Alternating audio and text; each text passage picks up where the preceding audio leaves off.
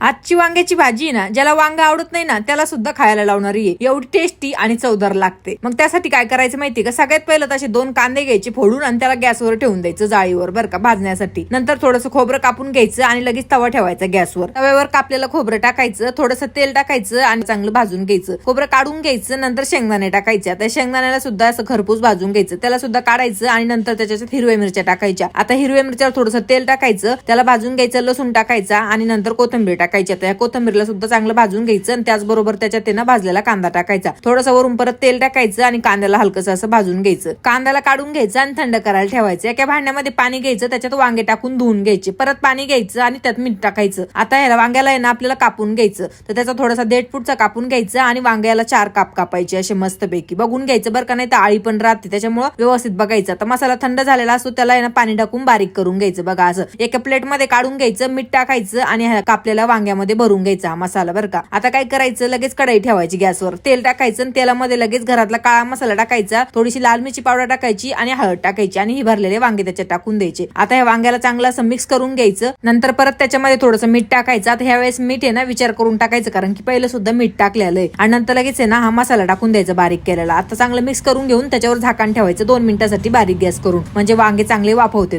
मग नंतर झाकण काढायचं आणि चांगलं मिक्स करून घेऊन आता याच्यात पाणी टाकायचं. पाणी गरम करूनच टाकायचं आणि थोडंसं जास्त टाकायचं, कारण की वांगे शिजायला पण पाणी लागतं. आणि आता आहे ना चांगलं मिडियम गॅसवर याला आहे ना चांगलं 7-8 मिनिटांसाठी उकळी आणून घ्यायचं. मग बघा कसला आपला रस्सा तयार होतो, एकदम मस्त आणि झणझणीत. तर मग आता ज्याला वांगे आवडत नाहीत ना त्याला ही भाजी खाऊ घाला. मग बघा तुमचं कसं कौतुक करताय. तर एक वेळेस बनवा आणि मला कमेंट करून नक्की सांगा.